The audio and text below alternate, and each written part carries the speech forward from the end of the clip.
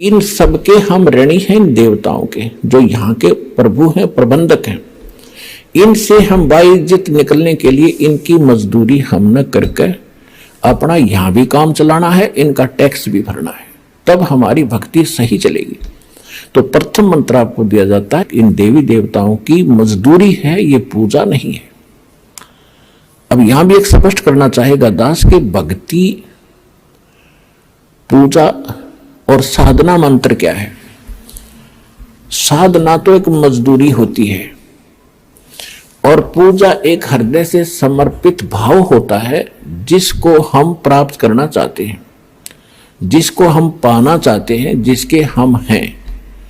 अब जैसे पतिव्रता लड़की होती है, वो अपनी ज्वाइंट फैमिली में रहती है, सह परिवार होता है, जैसे जेठ भी, जेठानी भी, देवर भी, देवरानी भी, सास ससुर भी, ननद भी, सभी होते हैं। तो वो सबके साथ प्यार से व्यवहार करती है। रिलेटिव आता है, उनसे भी आदर से, सत्कार से, हंसकर बात करती है, चाय पानी, उसके बिस्तर बिछाना, पूरी सेवा करती है। तो वो लड़की वो सबका सत्कार कर रही है, उनकी पूजा नहीं कर रही। वो पूजा तो अपने पति की कर रही है। जो पति वाला भाव है वो अन्य में नहीं हो सकता उसका, लेकिन सत्कार सभी का करती है। तो इसी प्रकार जो ब्रह्मा, विष्णु, महेश, गणेश, दुर्गा, ये जितने भी यहाँ के प्रबंधक हैं, ये हमारे एक परिवार है अपना, और इस परिवार में हमने सबका यथोचित आदर करना, सत्कार करना एक शिष्टाचार है। इसको नहीं करेंगे तो भी हम दोषी हैं, हम नकमी आत्मा है, और हमने बनना है अच्छी आत्माएं। तो अच्छी आत्मा तो सभी को नमन करती है, वे नम्र भाव रखते हैं, सबके प्रति एक श्रद्धा रखते हैं। लेकिन पूजा जो वो अलग चीज होती है। अब जैसे जब हम यहां से चलेंगे, जैसे एक पतिव्रता लड़की परिवार में रह रही है, जैसे आपको बताया, तो पूजा तो अपने पति की कर रही है वह, लेकिन पता उस दिन चलेगा जब वो अलग होंगे, भिन्न होंगे। जब वो अलग होंगे, न्यारे होंगे, तो वह लड़की के हिस्से में जितने भी बर्तन आवेंगे, कोई चारपाई, गदला, रजाई आवेगी, वह उठा के सारे अपने उस कमरे में रख लेगी जो उसके पति के हिस्से में आया है, और एक चम्मच भी ना छोड़ा अपने हिस्से की, सारी ठाक अपने पति के साथ चली जाएगी। तो उस दिन पता चलेगा वो पूजा किसका करे थी। वो पूजा अपने पति की करे थी और सत्कार सभी का करे थी। इसी प्रकार हम इस संसार में रहेंगे, हम सब का सत्कार करेंगे, लेकिन पूजा हम अपने मालिक की करेंगे, अपने परम पति की करेंगे जो सबका मालिक है, कबीर भगवान की करेंगे। और ये सभी जितने भी यहाँ के, जैसे असुर निगंध रामायणी में हम सबका सत्कार करते हैं, छोटे से लेकर 500 तत्वों तक की आरती इसके अंदर आ जाती है। तो हम सबका सत्कार करते हैं। सत्कार करने से विनम्रता आती है, और ये फिर ये ब्रह्मा, विष्णु, महेश या जितने भी कोई भी है देव, ये आपको टच नहीं कर सकते। इनके ऊपर फिर डंडा है परमात्मा का कि ये आपका एक सत्कार करते हैं, और फिर भी आप इनको सताओगे तो इनको ज्यादा सजा मिलेगी। ये जो आपको विधि बता रखी, ये आपके प्रोटेक्शन के लिए है, भगवान का विधान बनाए रखने के लिए है, और आपको इस संसार रूपी सागर से पार होने के लिए सफर में सहयोगी रहेंगे, आपका प्रोटेक्शन करेंगे ये देवता, और सभी आपके घरों के चारों तरफ पहरे दिया करेंगे। जो सतगुरु कबीर साहब के इस नाम से जुड़ जाएगा।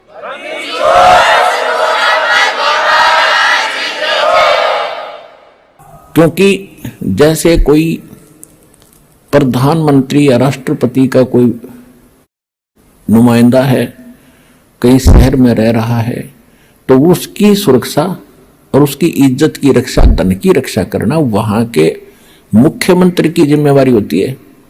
और मुख्यमंत्री नीचे डीसी और एसपी को सतर्क कर देता है कि इस आदमी का कोई चूक होगी, किसी सुविधा में कमी आ गई, तुम्हारी खैर नहीं है। तो चारों तरफ चक्कर काटते रहते हैं वो, और एक बार जरा सा भी कोई उकचुक कर दे, 2 मिनट में पुलिस डालेगी उसके पास। तो इसी प्रकार आप उस परम पिता के नुमाइंदे बच्चे हो जाओगे जिस दिन से आप सतलोक आसन बरवाला, जिला हिसार, हरियाणा से जुड़ जाओगे। आपकी सुरक्षा के लिए वहां ऐसे खड़े रहा करेंगे देवी देवता, चारों तरफ घूमा करेंगे आपके, कदे कोई भूत प्रेत आके बकवाद ना कर दे।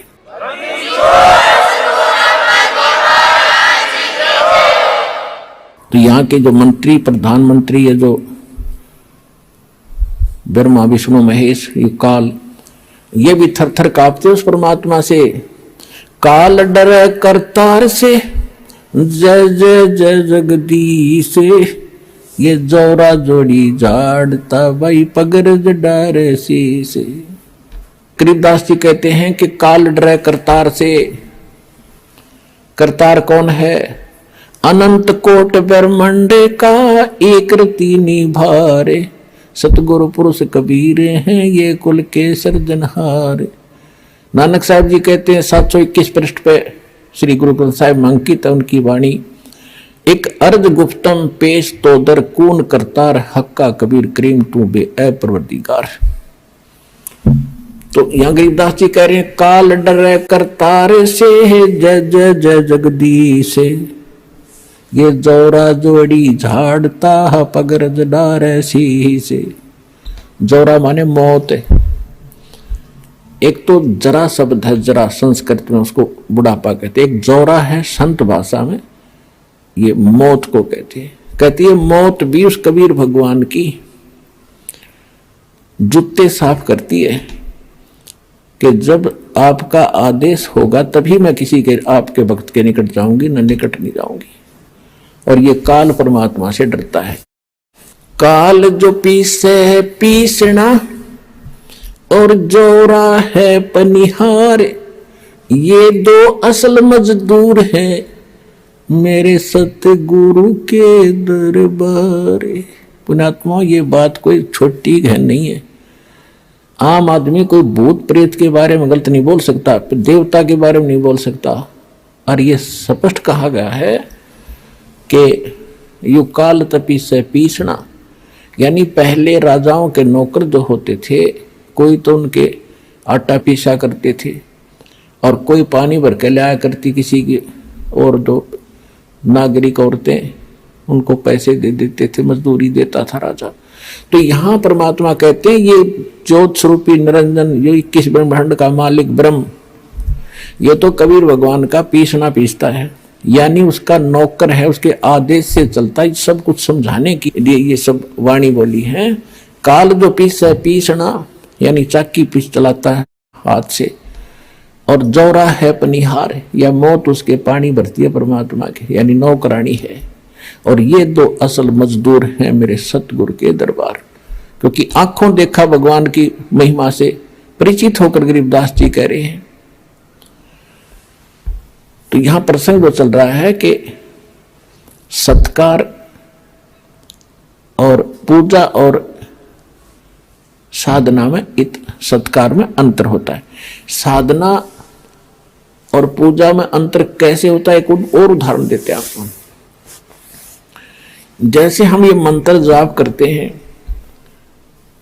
बाकी एक नाम को छोड़ के, सार नाम को, बाकी तो ये अन्य मंत्र यहीं के हैं सारे, कुछ आपको पता ही है। लेकिन हमारा उद्देश्य, ये तो हमारे इंस्ट्रूमेंट हैं, ये हमारे औजार हैं उस पूज्य वस्तु को पाने के लिए। जैसे हमने हैंडपंप लगाना है, तो हैंडपंप लगाने के लिए हम जो भी साधन प्रयोग करेंगे वो तो साधना है, वो हमारी पूज्य नहीं है।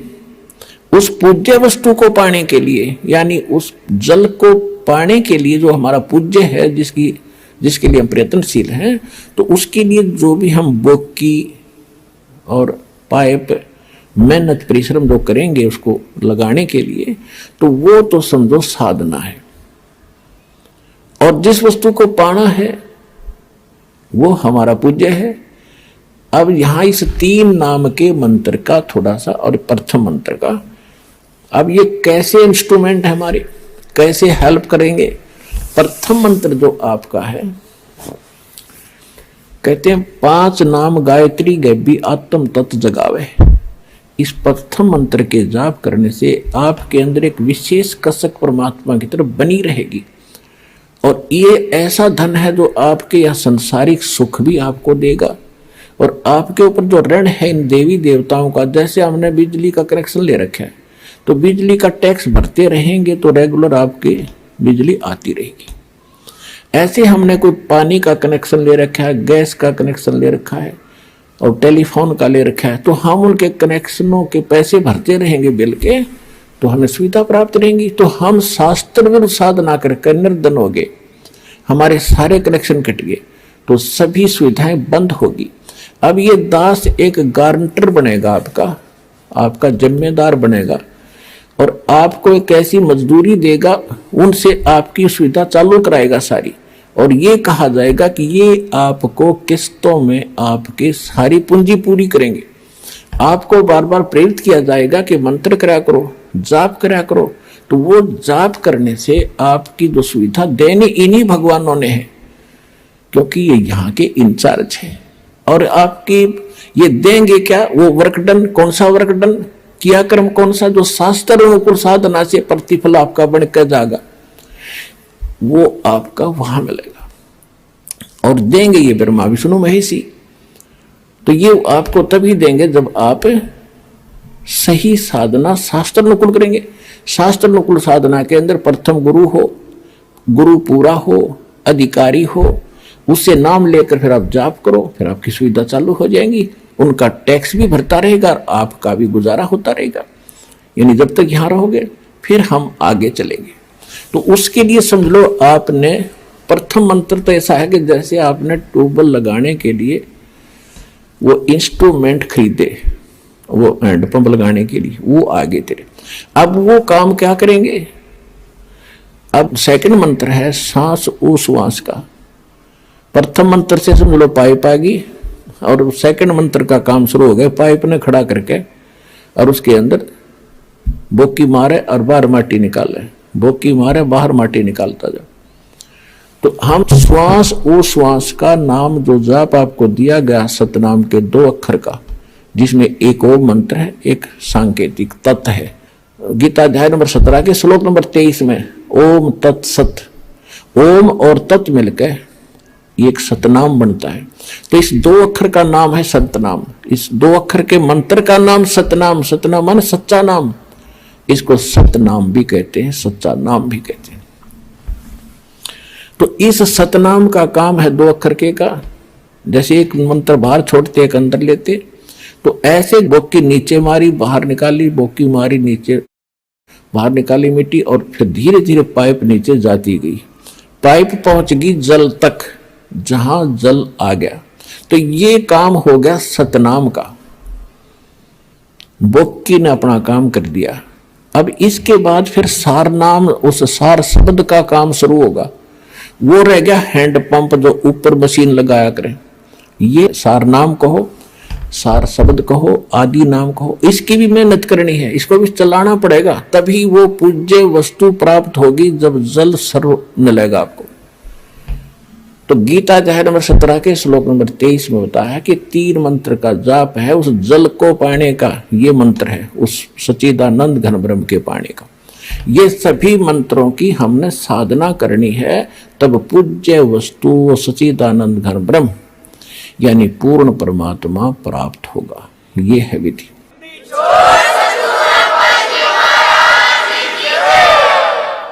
अब वो कैसे प्राप्त होगा।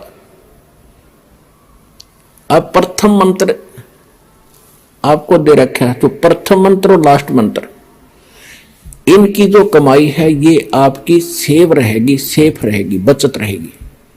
और बाकी जो 5 नामों की कमाई है, साधना है, ये हम प्रथम जाएंगे जब आत्मा हृदय कमल से चलेगी। हृदय में रहती है आत्मा का मूल वास, यहाँ पर है। जागृति में फिर यह नेत्रों के पास आ जाती है, यहाँ बैठकर सारा कंट्रोल करती है। जब हम चलेंगे तो हम सीधे मूल कमल पर जाएंगे। वहां पर गणेश जी की चौकी है, वहां बैरियर है। तो वहां जाकर के हम जब पहुंचेंगे, गुरु साथ होगा, जैसे वकील होता है, तो उसके साथ साथ वो सारे काम कागज पूरे करता हुआ, अकाउंट क्लियर कराता हुआ आपका आगे चलता, जैसे सीए होता है, वो समझ लो। तो परमात्मा की आपको वहां से लेकर आखिर तक आवश्यकता पड़ेगी। अब वहां आप जब जाओगे, परमात्मा पहले ही आपके सारे अकाउंट क्लियर करवा के इनसे, और त्रिकुटी में बैठा पाओगे आपको। जब आप यहां से चलोगे, संसार छोड़कर मूल कमल में जाओगे, जहां गणेश जी का कमल है, तो वहां आपके अकाउंट क्लियर, सारे क्लियर पाओगे और आपको तुरंत रास्ता दे दिया जाएगा, चलो जी जाओ, आप कागज पूरे हैं आपके, जाइए। फिर आप आओगे सावित्री ब्रह्मा जी वाले कमल में, जिसको अधिष्ठान चक्र कहते हैं, स्वाद चक्र भी कहा है। इसी तरह वहां से आपको क्लीन चिट तैयार मिलेगी, अब जाइए। फिर इसमें नाभि कमल में आओगे विष्णु जी के कमल में, फिर यहां से भी आप आगे चलोगे कि आपका अकाउंट क्लियर, जाइए हृदय, फिर कंठ कमल, फिर आप पहुंचोगे त्रिकुटी पे। जब आप त्रिकुटी पर पहुंचोगे वहां परमात्मा मिलेंगे इस दास के रूप में। अब जैसे आप यहां गुरु जी के प्रति जैसा व्यवहार, जैसा विचार और जैसी श्रद्धा आपकी है, ये आपकी यहां रिहर्सल कराई जाती है कि गुरु मानुष कर जानते ते नर कहिए अंध, ओवे दुखी संसार में आग काल के फंदे। गुरु को मानुष नहीं जाने, गुरु गोविंद कर जानियो, रहियो शब्द समाए, मिले जब दंडवतम बंदगी, नहीं पल पल ध्यान लगावे। गुरु गोविंद दोनों खड़े काके लागू पाए, बलिहारी गुरु अपना जिन गोविंद दियो मिलाए। अब परमात्मा ने यह सिद्ध करना हमारे को एक ट्रेनिंग दे रहे हैं कि जैसा व्यवहार आप इस दास के प्रति कर रहे हो ऐसा ही भगवान के प्रति माना जाएगा। और जैसा आप दिन में रिहर्सल कर रहे हो, रात में सौपन भी वैसे ही आएंगे। तो संसार छोड़कर जब जाओगे आपको सौपन सा बनेगा। तो जैसा आपकी आस्था यहां वहां तो सामने स्पष्ट नजर आओगी, तो वहां आपकी परीक्षा होगी। अब जैसे वहां गुरु जी के साथ भगवान खड़ा हो, आपने परमात्मा को देखा नहीं, केवल चित्र देखे हैं उनके, तो वहां जाकर आप किसको प्रणाम करोगे? गुरु गोविंद दोनों खड़े किसके लागू पाए, बलिहारी गुरु अपना जिन गोविंद दियो मिलाए। यानी हमने इतना दृढ़ होना है इस मार्ग पर सफल होने के लिए।